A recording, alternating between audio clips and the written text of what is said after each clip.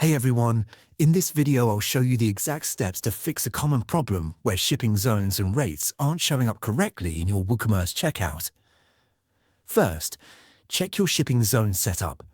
Go to WooCommerce Settings Shipping. You'll see a list of your shipping zones. Click on a zone to edit it. Make sure your zone is set to the correct region. For example, if it's for the United States, the Zone Regions field should include the country and possibly specific states. If it's blank or incorrect, customers won't see the shipping options. Next, check that you've added a shipping method to the zone. Inside the zone settings, click Add Shipping Method. Choose an option like Flat Rate or Free Shipping and click Add. Then, configure that method with a cost or condition. The most common fix is to clear your store's transients. Go to WooCommerce Status Tools.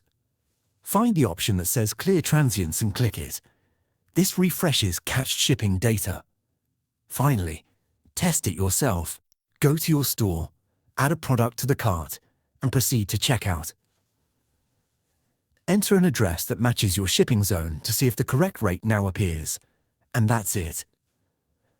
By verifying your zone's region, ensuring a method is added, clearing transients, and testing, you'll solve most shipping display issues. If this fixed your shipping problem, please like and subscribe for more. See you next time.